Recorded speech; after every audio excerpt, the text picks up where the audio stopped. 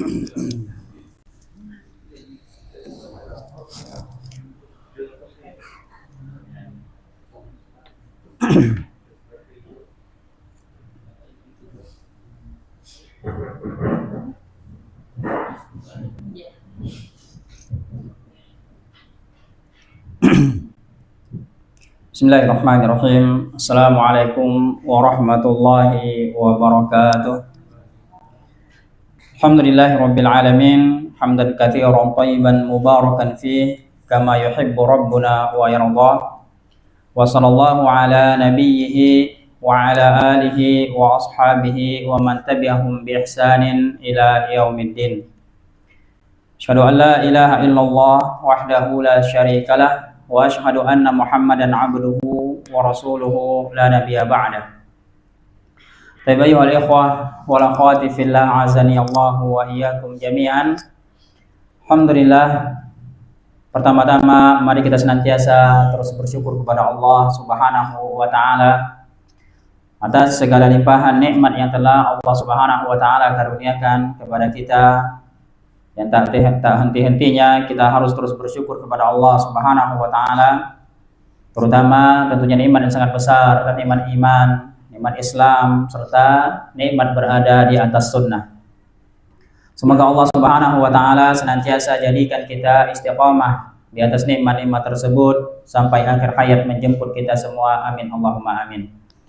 Tayyibul ikhwah wal akhwati fillah, azani Allah wa iyyakum jami'an.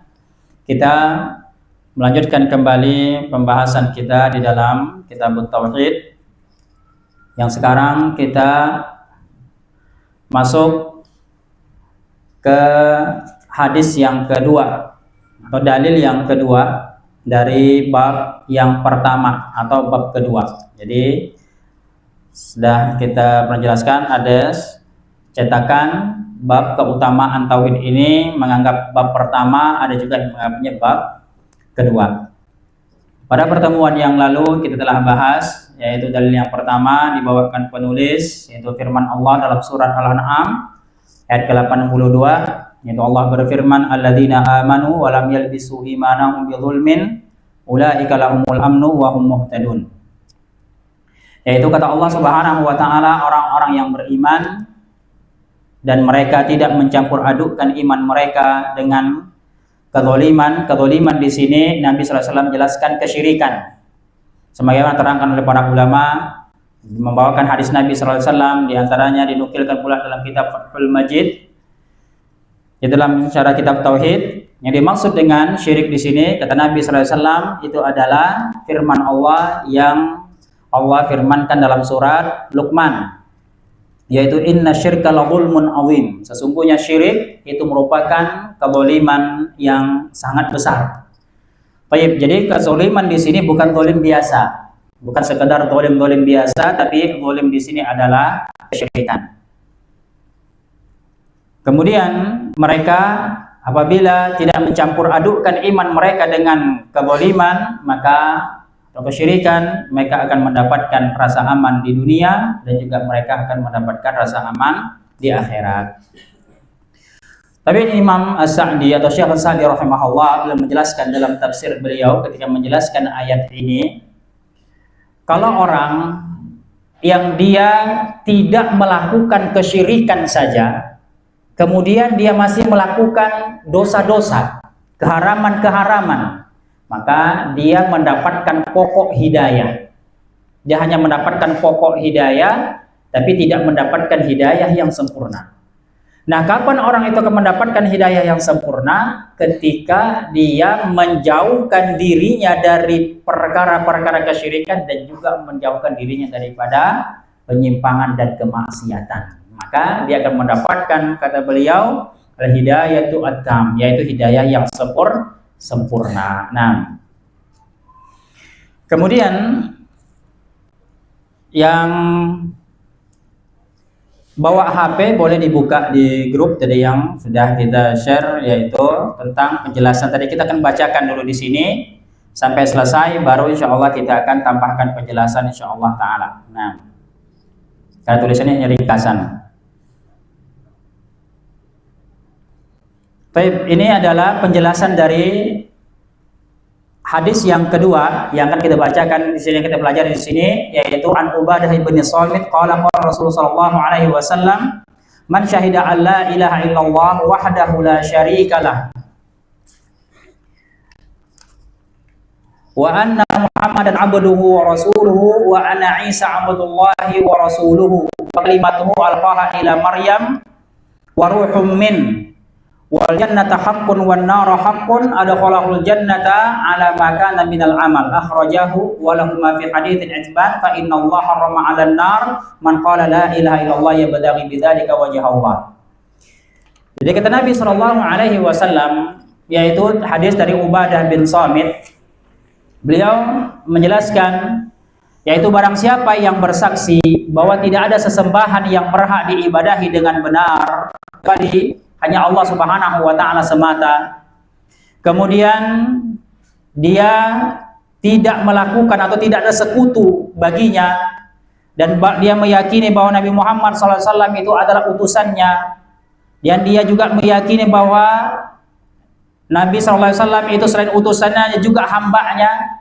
Kemudian dia juga meyakini bahwa Nabi Isa itu adalah hamba dan utusannya, serta kalimatnya, yaitu kalimat Allah Subhanahu wa taala yang disampaikan kepada Maryam. Kalimat di sini akan dijelaskan di bawah apa maksud kalimat tersebut. Dan ruh darinya. Dan bahwa surga itu benar dan neraka itu benar adanya. Artinya dia meyakini kebenaran tentang surga dan meyakini kebenaran tentang neraka. Maka Allah akan memasukkannya ke dalam surga sesuai dengan amalan yang dilakukannya. Hadis ini dikeluarkan oleh, yaitu atau diriwayatkan oleh Bukhari dan Muslim. Pertama, di sini bisa dilihat tentang perawi. Perawi artinya sahabat yang perawi di sini yang dimaksud adalah sahabat yang menyampaikan hadis ini dari Nabi Shallallahu Alaihi Wasallam. Yaitu beliau adalah Ubadah bin Samit bin Qais al-Ansari al-Khuzari al-Khuzraji, salah satu dari sahabat para nakib, seorang Badar yang terkenal. Seorang Badar artinya seorang yang mengikuti perang Badar, yang beliau wafat pada tahun 34 Hijriah di usia beliau 72 tahun. Kemudian penjelasan tentang syahadat, yaitu bersaksi. Dalam ayat tadi, hadis tadi disebutkan barang siapa yang dia itu bersaksi tidak ada sesembahan yang berhak diibadahi dengan benar selain Allah Subhanahu wa taala atau kecuali hanya Allah Subhanahu wa taala, maka mereka mengucapkan kalimat ini dengan mengetahui maknanya dan mengamalkannya secara lahir dan batin. Jadi tidak hanya sekedar diucapkan. Kalau sekedar diucapkan saja maka tidak bermanfaat, sebagaimana orang-orang munafik. Mereka mengucapkannya, tapi hal tersebut tidak bermanfaat baginya karena mereka tidak mengamalkan, yaitu secara lahir dan batin konsekuensi daripada kalimat tersebut. Kemudian tidak ada ilah. Yang dimaksud tidak ada ilah selain Allah, maksudnya adalah tidak ada sesembahan yang benar kecuali Allah Subhanahu wa taala. Bukan berarti di dunia tidak ada Tuhan yang lain yang diyakini oleh manusia. Ada banyak Tuhan diyakini manusia di muka bumi ini, tapi itu Tuhan yang batil. Karena Tuhan yang benar hanya yang satu yang ditetapkan oleh Allah Subhanahu wa taala, itu Allah Subhanahu wa taala. Nah, dan di sini juga berkonsekuensi penetapan ini adalah keyakinan kita bahwa satu-satunya agama yang berhak diibadahi, satu-satunya agama yang benar itu hanya Islam. Sebagaimana Allah Subhanahu wa taala tegaskan, "Innad dina 'indallahil Islam", yaitu sesungguhnya agama di sisi Allah itu hanyalah Islam. Karena Allah dalam ayat yang lain, "Wa may yabtaghi ghairal islami dinan fala yuqbala min", barang siapa yang mengharapkan agama selain agama Islam, maka hal tersebut yaitu tertolak. Nah, maka tidak ada atau tidak benar keyakinan yang mengatakan semua agama itu sama. Tidak. Agama yang benar di sisi Allah Subhanahu wa taala hanyalah Islam. Kemudian bisa lihat di situ yang dimaksud dengan wahdahu, yaitu semata, yaitu maksudnya adalah keadaan yang menegaskan penetapan. artinya penetapan bahwa hanya Allah satu-satunya ilah, satu-satunya sesembahan yang berhak untuk diibadahi. Nah, kemudian tidak ada sekutu baginya, penegasan terhadap penafian. Maksudnya yaitu kita benar-benar meyakini bahwasanya kita benar-benar meyakini tidak ada sesembahan di muka bumi ini yang layak atau yang benar untuk disembah. Itu semuanya itu adalah batil. Batil bukan tak ada, cuman yaitu tidak layak untuk disembah. Nah, kemudian dan wa anna Muhammadan abduhu wa rasuluhu. Maksud dari kalimat yaitu bahwa Nabi SAW yaitu bersaksi Nabi Muhammad SAW itu adalah hambanya sekaligus yaitu adalah rasulnya. Di sini menunjukkan kata para ulama, Nabi ini kita harus yakin dua hal ini. Pertama, Nabi itu adalah hamba, sama seperti yaitu hamba-hamba yang lain atau manusia biasa. Sebagai Allah jelaskan dalam akhir surat, yaitu surat Al-Kahfi, kalau kita baca, ana basyarun, aku ini manusia biasa, dan banyak ayat-ayat juga. Dan juga Nabi SAW sendiri menjelaskan, aku ini hanyalah manusia biasa. Artinya kita harus yakin bahwa Nabi ini hamba. Apa tujuan kita meyakini hal tersebut? Supaya kita tidak berlebihan, yaitu mengkultuskan beliau. Sebab ada orang yang meyakini bahwa Nabi SAW itu mengetahui perkara gaib, bahwa Nabi SAW itu mengetahui ilmu kolam, perkara gaib. Ini enggak benar, karena Nabi sendiri mengatakan yaitu beliau tidak tahu perkara gaib. Kalau kita lihat bagaimana yaitu kisah Aisyah radhiyallahu anha yang dituduh berzina, maka beliau tidak tahu perkara tersebut. Jadi Aisyah ketika dituduh berzina itu sebelumnya adalah beliau itu ketinggalan dari pasukan. Jadi Aisyah ini ikut rombongan Nabi SAW berperang. Pas perjalanan pulang malam, kemudian istirahat sebentar, Aisyah ini izin kepada Nabi SAW untuk buang hajat. Kemudian pas berangkat, balik lagi ke tandunya, beliau mendapatkan kalung kakaknya yang dipinjamnya itu ketinggalan. Maka beliau pergi lagi. Nah, karena panik, tergesa-gesa berangkat dan sempat izin. Kemudian pas Aisyah berangkat, Nabi pun yaitu mengajak rombongan untuk tidak berangkat dari tempat tersebut. Nah, jadi nggak ketahuan Nabi kalau Aisyah itu ketinggalan. Nah, di sini menunjukkan apa? Nabi itu tidak tahu perkara gaib. Karena juga Allah sendiri menegaskan la ya'lamul ghaiba illallah, tidak ada mengetahui perkara yang gaib kecuali hanya Allah Subhanahu wa taala. Kemudian kemungkinan ada yang mengatakan kalau Nabi tak tahu perkara gaib, kenapa Nabi mengatakan nanti akan keluar Dajjal, akan keluar Ya'juj dan Ma'juj, padahal itu perkara yang gaib, belum ada ketahuan. Nanti turunnya Nabi Isa dan semisalnya, itu hanya perkara-perkara yang Allah Subhanahu wa taala kasih tahu.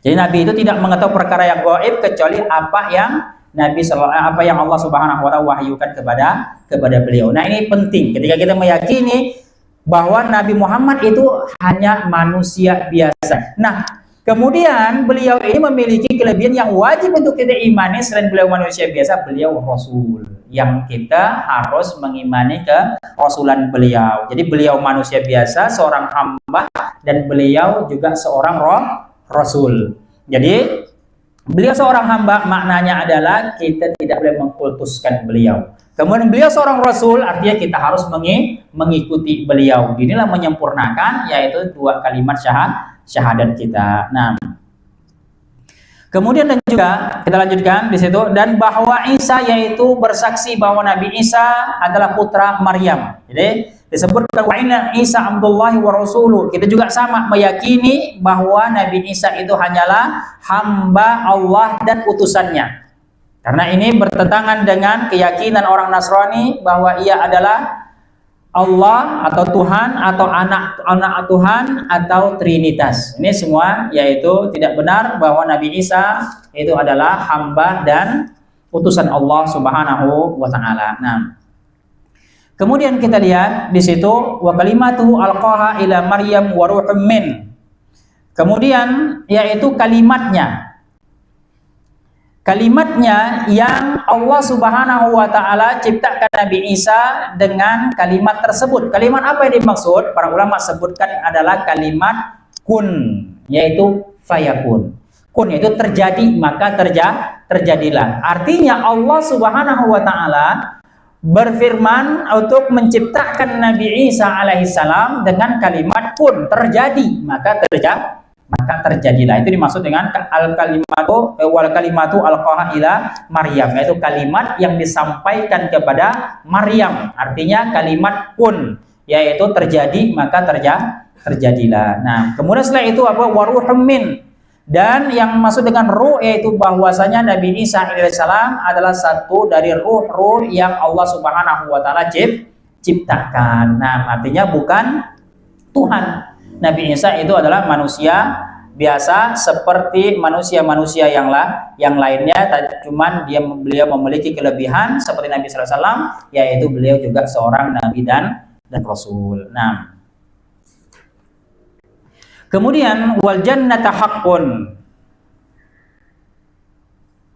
Kemudian darinya dalam hal penciptaan, pengadaan sebagaimana firman-Nya, dia menundukkan untukmu apa yang ada di langit dan apa yang ada di bumi darinya. Ini masih keterangan dari yaitu tentang Nabi Isa tadi. Kemudian kita lanjut yaitu wal jannata haqqun wan nar haqqun, yaitu meyakini tentang adanya surga dan meyakini tentang adanya neraka, yaitu bersaksi bahwa surga dan neraka yang diberitakan oleh Allah Subhanahu wa taala dalam kitabnya adalah benar adanya dan tidak boleh diragukan sedikit pun. Allah Subhanahu wa taala memasukkannya ke dalam surga, yaitu artinya Allah Subhanahu wa taala memasukkan seseorang ke dalam surga bagi siapa? Bagi kita para ulama yang mereka tadi meyakini yaitu bahwa Nabi SAW tadi itu seorang hamba dan utusannya, meyakini bahwasanya Allah SWT, Nabi Isa hamba dan utusannya. Kemudian setelah itu yaitu mereka meyakini surga dan neraka itu benar adanya, maka dia pun akan masuk surga. Nah, di sini ada 5 poin yang Nabi SAW ajarkan kepada kita untuk penekanan untuk mengajar untuk kita meyakininya dalam hadis ini. Pertama yaitu adalah bersaksi tidak ada sesembahan yang berhak diibadahi dengan benar kecuali hanya siapa? Allah Subhanahu wa taala. Kemudian yang kedua, meyakini bahwa Nabi Muhammad itu adalah hamba serta rasulnya. Kemudian yang ketiga, kita meyakini Nabi Isa itu adalah hamba serta rasulnya. Kemudian kita meyakini tentang yaitu surga dan kita meyakini tentang yaitu neraka. Nah, kalau keadaan demikian seseorang benar-benar yaitu meyakini ini semua dengan keyakinan yang benar, maka kata Nabi SAW, adkhalahul jannata ala ma kana minal amal, yaitu Allah Subhanahu wa taala akan memasukkan seseorang tersebut yaitu ke dalam surga sesuai dengan amalannya.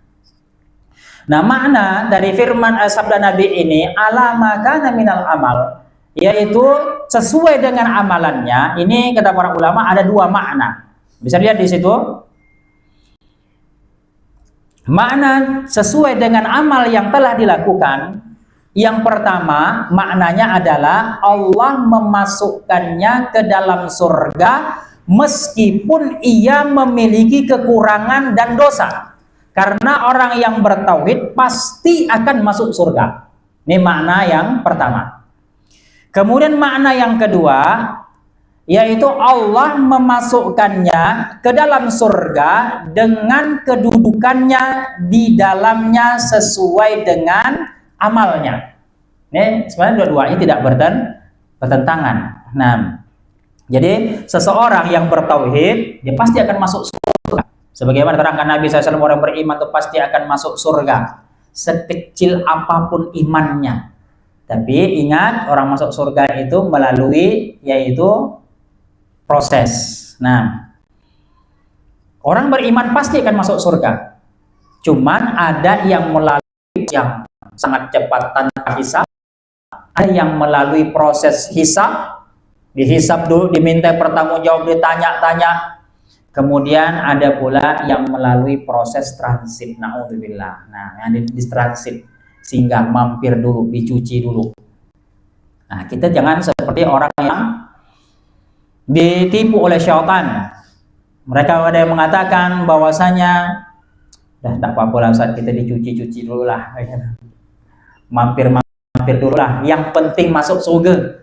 Jangan pernah, karena Nabi SAW sendiri jelaskan ahwanun nar azab yaumal qiyamah, seringan-ringannya azab di hari kiamat bagi penghuni neraka, yaitu dia dipakaikan sandal dari bara api, otaknya langsung mereleh, langsung mendidih. Itu yang paling ringan.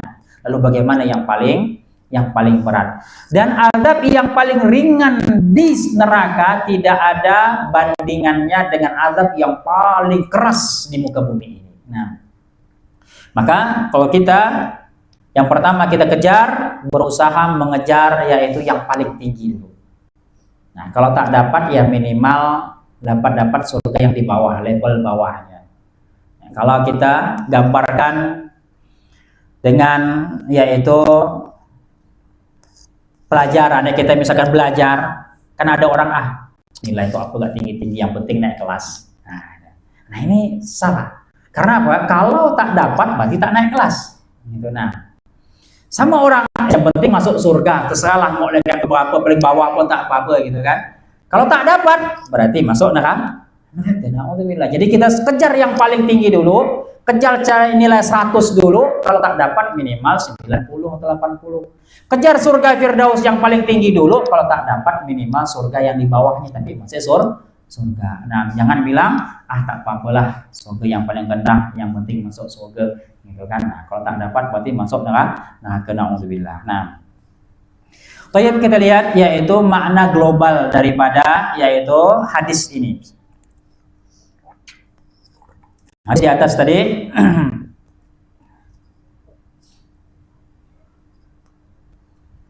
makna globalnya adalah Rasulullah SAW menjelaskan kepada kita tentang keutamaan dan kemuliaan tauhid, bahwa siapa yang mengucapkan 2 kalimat syahadat dengan mengetahui maknanya dan mengamalkannya secara lahir dan batin.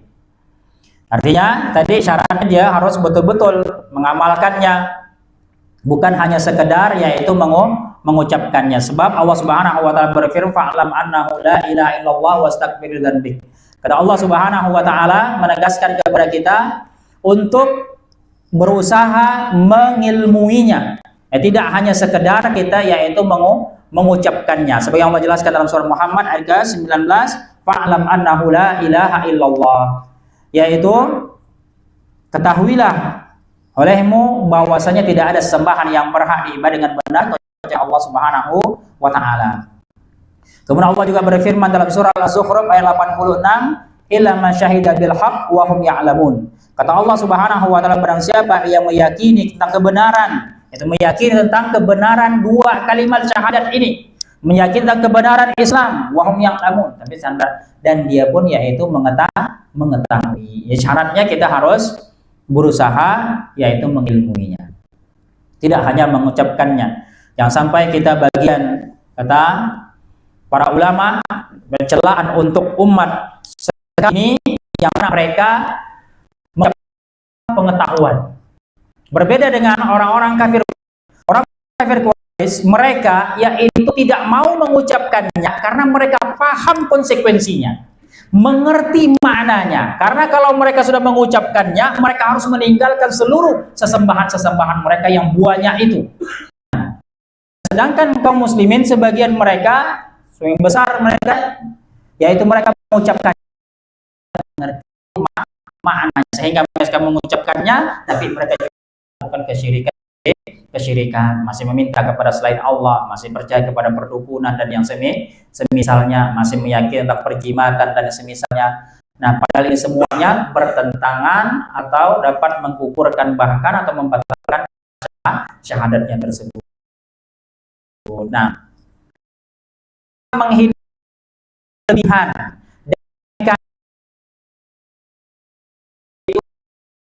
alaihissalam dan Nabi Muhammad sallallahu alaihi wasallam. Kemudian rasulan keduanya Allah dan penghambaan tidak memiliki sedikit pun dari sifat-sifat. Jadi mereka biasa seorang hamba.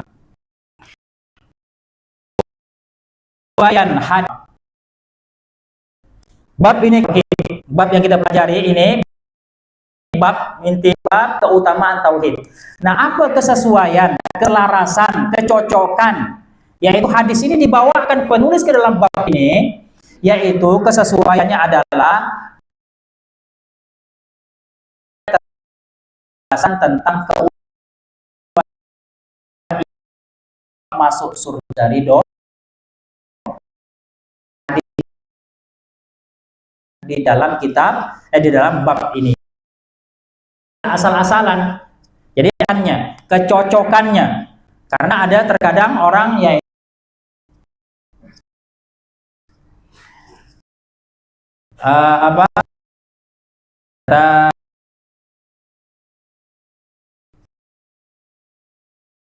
jaka sembung bawa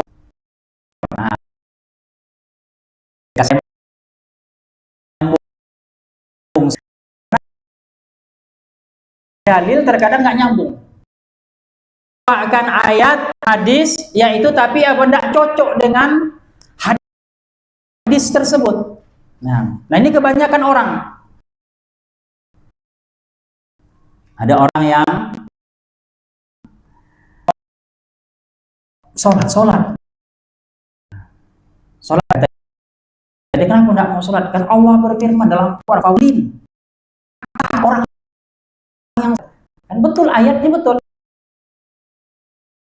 bahwa apa nama tadi, jaga sembung bawa remason, jangan berhenti di situ. Nah ayat itu memang mengatakan fawailul lil musallin, celakalah orang yang sholat. Tapi siapa yang dimaksud? Bukan orang yang sholat yang celaka, tapi yang sholatnya yang mana? Alladzina hum fi sholatihim sahun, yang mereka itu lalai dalam sholatnya. Ini orang yang merugi, ini orang yang yaitu binasa. Siapa yang lalai di sini?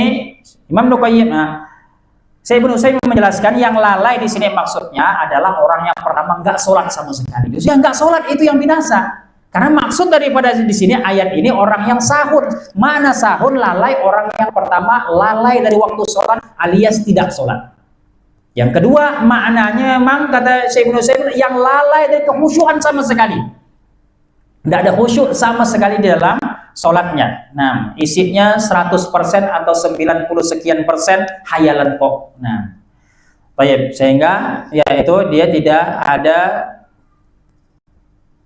kenikmatan sama sekali, dan bahkan seperti ini yang masuk ke dalam ancaman hadis Nabi sallallahu alaihi wasallam, yaitu orang yang sholat tidak mendapatkan sesuatu dari sholatnya. Nah, karena tidak mendapatkan sesuatu dari sholatnya, bukan dia sholatnya tak benar, tak sesuai apa namanya, tidak sesuai dengan sunnah. Sholatnya kadang sudah sesuai dengan sunnah, tapi tidak ada kekhusyuan sama sekali. Nah, kemudian faidah. Nah, ini ada beberapa faidah, yaitu dari hadis ini. Yang pertama adalah keutamaan tauhid dan bahwa Allah Subhanahu wa taala menghapuskan dosa dengannya. Nah, ini jelas ya, karena memang Nabi sallallahu alaihi wasallam jelaskan demikian. Kemudian yang kedua, luasnya keutamaan dan kebaikan Allah Subhanahu wa taala. Apa maksud di sini? Menunjukkan luasnya kasih yang Allah Subhanahu wa taala, rahmat Allah Subhanahu wa taala. Artinya, orang yang bertauhid itu benar-benar pasti Allah akan masukkan ke dalam surga meskipun tadi dia memiliki banyak dosa. Oh, berarti enak lah kalau gitu. Kita tidak apa-apa lah melakukan dosa. Tapi ingat tadi gitu, bahwa Allah pasti akan masukkan ke surga. Ada yang masuk surganya langsung, ada yang melalui surganya masuk surganya apa? Transit. Nah, tapi pasti masuk surga. Kalau orang itu bertauhid pasti tidak masuk surga. Nah, sebab ini sudah menjadi janji Allah Subhanahu wa taala. Nah, kemudian yang ketiga, kewajiban menghindari sikap berlebihan dan meremehkan terhadap para nabi dan orang-orang soleh. Maka jangan mengingkari keutamaan mereka dan jangan berlebihan terhadap mereka hingga mempersembahkan sesuatu dari ibadah kepada mereka, sebagaimana dilakukan oleh sebagian orang bodoh dan orang-orang yang sesat. Nah, baik. Jadi kita umat Islam diajarkan seluruhnya itu wasatun, yaitu pertengahan. Para nabi, para rasul, orang soleh, yaitu kita muliakan, tapi tidak mengkultuskan. Kemudian kita tidak yaitu menghinakan mereka, merendahkan mereka. Nah, tapi kita yaitu pertengahan antara berlebihan mengkultuskan dan menghinakan. Artinya posisi tengah, memuliakan, tidak meremehkan, kemudian tidak menghinakan, tapi memuliakan, tidak sampai kepada pengkultusan. Sebagian dilakukan oleh sebagian orang terhadap yaitu para nabi dan yaitu orang-orang soleh. Nah, sehingga sebagian dari mereka datang ke kuburan orang-orang soleh, kemudian minta di kuburan tersebut. Nah, minta kepada orang-orang soleh tersebut. Nah, padahal para ulama menjelaskan justru mereka lah orang-orang soleh di kuburan itu butuh kepada doa kita yang di muka bumi ini yang masih hidup, karena mereka sudah tidak bisa lagi beramal. Sebagai Nabi SAW mengajarkan kepada kita, ini sekelas sahabat yang meninggal. Kata Nabi SAW, fas'aluhu at-tabat, mintakanlah, doakanlah kepada beliau ini sabat, yaitu keteguhan. Fa'innahu sayus'al, karena sebentar lagi dia akan ditanya. Ini sahabat. Yang jelas sahabat yaitu penghulunya orang-orang soleh. Orang tua soleh di muka bumi yang paling soleh, yang paling baik para sahabat. Tapi para sahabat saja, apa kata Nabi SAW, mintakan yaitu doa pun kepadanya. Bukan kata Nabi ini orang soleh meninggal, mintalah kau berdoalah kepadanya. Tidak. Nah, justru kita yang hidup inilah harus mendoakan mereka yang telah meninggal dunia. Sebab mereka sudah tidak bisa lagi beramal. Sebab kata Nabi SAW, idza matal insanu in qata'a amalu illa min thalasin, yaitu apabila seorang telah meninggal, terputuslah semua amalannya kecuali hanya tiga yang tersisa yang tidak terputus, yaitu pahalanya. Pertama, ilmun yuntafa'u bi, ilmu yang diajarkan kepada seseorang. Kemudian sedekah jariah, dan yaitu anak soleh yang senantiasa mendoakannya. Nah, ini Nabi sebutkan 3 bentuk amal jariah paling panjang sesuai urutan. Nabi katakan tadi apa? Yaitu yang pertama ilmu yang bermanfaat. Ini amal jariah yang paling panjang umurnya, yaitu ilmu. Maka kita tengok antara kita dengan Nabi SAW, zamannya sudah berapa tahun? Lebih kurang 1447 tahun. Nah, tapi apa yang kita lakukan hari ini berupa amalan dalam Islam, Nabi senantiasa dapat pahalanya. Karena Nabi lah yang pertama kali mengajarkan ilmu. Nah, maka kita senantiasa semangat mengajarkan ilmu ini. Ustaz, saya bukan ustadz, saya bukan syekh. Kita bisa, Nabi sebutkan yaitu orang yang ada 3, kata Nabi, yang tidak terlaknat di muka bumi ini. Semua yang terlaknat kecuali ada 3. Bahwa orang melakukan kebaikan, kemudian orang mengajarkan ilmu dan mempelajari ilmu, dan orang yang yaitu senantiasa tolong menolong dalam hal tersebut.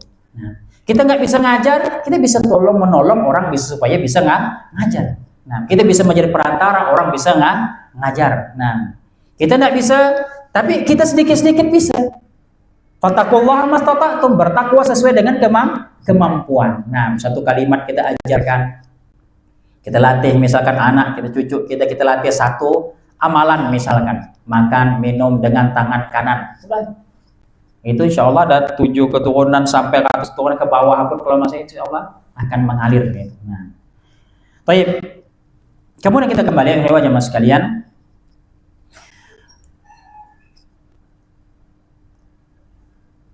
Poin yang keempat. Yang keempat, faedah yang keempat daripada yaitu hadis ini, bahwa akidah tauhid bertentangan dengan semua agama kufur. Dari kalangan Yahudi, Nasrani, penyembah berhala, dan kaum Dahriyin. Jadi semuanya. Nah, jadi agama kekufuran tauhid itu bertentangan dengan semua, harus berlepas diri. Tidak boleh ada yaitu kita bermudah-mudahan atau ikut-ikutan mereka. Nah, kemudian yang kelima, bahwa orang-orang yang bertauhid namun berdosa tidak kekal dalam neraka. Nah, ini keyakinan Ahlussunnah wal Jamaah, bahwasanya orang yang bertauhid meskipun dia melakukan dosa besar, membawa dosa besar, ketika meninggalnya belum diampunkan oleh Allah Subhanahu wa taala, Allah pasti akan masukkan dia ke surga meskipun dosa ini akan diazab. Meskipun ditakdirkan diazab, karena tidak semua juga diazab, namanya tahta masyiatillah, tergantung kehendak Allah Subhanahu wa taala. In adzabahu adzabahu wa in ghafara lahu ghafara lahu. Apabila Allah menghendaki mengadabnya, Allah akan ampunkan adab. Kalau Allah menghendaki ampunkan, Allah akan mengampunkan. Karena Allah berfirman, Innallaha la yaghfiru an yushraka bihi wa yaghfiru ma duna dzalika liman yasha. Kata Allah, sungguhnya Allah tidak akan mengampunkan dosa berkaitan dengan syirik, dan Allah akan mengampunkan dosa selain daripada dosa syirik tersebut. Bagi siapa? Bagi yang Allah Subhanahu wa taala kehendaki. Nah, jadi kita tidak boleh bergaya seperti orang-orang Khawarij yang mereka meyakini bahwasanya pelaku dosa besar itu kekal di dalam neraka. Tidak. Ahlussunnah meyakini pelaku dosa besar tidak kekal di neraka, akan tetapi mereka tergantung kehendak Allah Subhanahu wa taala. Jika Allah berkehendak mengadabnya, jika Allah menghendak yaitu mengampunkan, akan mengampunkannya. Kemudian yang terakhir, nukilan ulama tentang syahadat. Tadi kita dinukilkan dari Fathul Majid gitu, dengan ringkasan. Imam Qurtubi mengatakan tidak cukup hanya melafadzkan syahadat, harus disertai dengan keyakinan hati. Pendapat Murji'ah yang menganggap cukup dengan ucapan adalah rusak, karena itu berarti membenarkan kemunafikan.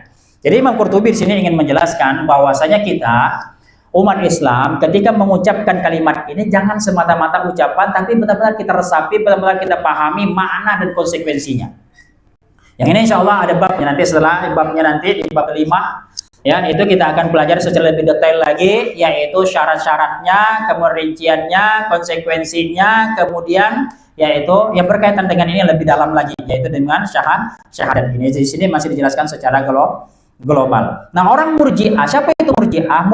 Murji'ah ini adalah salah satu pemahaman yang menyimpang dalam Islam, yang mereka itu memiliki keyakinan yang batil. Di antaranya adalah meyakini bahwasanya iman itu cukup sekedar yaitu diucapkan saja.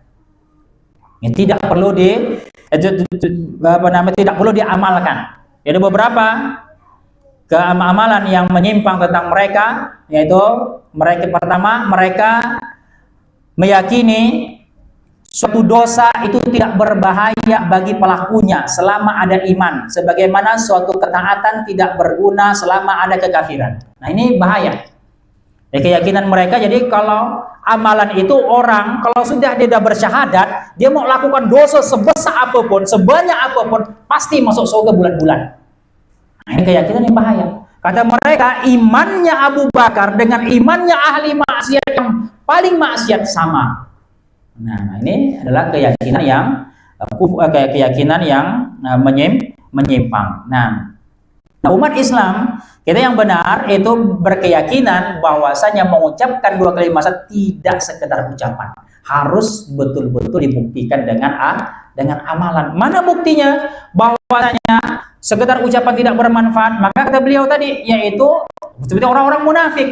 Orang-orang munafik mengucapkan syahadat tapi tidak bermanfaat, karena mereka tidak dibarengi dengan yaitu amalan lahir dan batin tadi. Nah, kemudian berikutnya lihat, Nabi SAW bersabda, barang siapa yang bersyahadat, syahadat tidak sah kecuali dengan ilmu, keyakinan, ikhlas, dan kejujuran. Jadi harus betul-betul kita dibarengi dengan yaitu ilmu ketika kita mengucapkannya. Setelah ilmu, kita harus diyakini dengan tadi konsekuensinya, meyakini tentang kebenarannya, meyakini dari Islam salah satunya agama yang benar. Kemudian juga harus dengan ikhlas. Jujur di sini maksud membenarkan, dibuktikan dengan yaitu perbuatan. Tidak hanya sekedar ucapan bahkan keyakinan, tapi harus juga dibuktikan dengan yaitu perbuatan. Nah, inilah baru iman itu dikatakan sempurna. Nah, Imam Nawawi juga menjelaskan hadis ini sangat agung, mencakup akidah yang membedakan Islam dan seluruh agama kekufuran. Kemudian makna la ilaha illallah yang benar itu tidak ada sembahan yang berhak disembah kecuali hanya Allah Subhanahu wa taala. Nah, hal ini terangkan beberapa ayat dari Al-Qur'an, di antaranya di sini dalam surah Al-Baqarah, kemudian surah Al-Anbiya, dan juga banyak lagi ayat-ayat yang lainnya. Nah, lebih dulu jemaah sekalian, demikian yaitu pembahasan kita pada kesempatan kali ini yang berkaitan dengan hadis tentang yaitu keutamaan syahadat. Nah, baiklah jemaah sekalian, karena waktu kita sudah habis, insya Allah kita lanjutkan pada pertemuan berikutnya insya Allah taala. Nah, semoga bermanfaat. Kita tutup dengan doa kafaratul majelis. Subhanakallahumma bihamdik, syada la ilaha illa anta, astaghfiruka wa atubu ilaik. Assalamualaikum warahmatullahi wabarakatuh.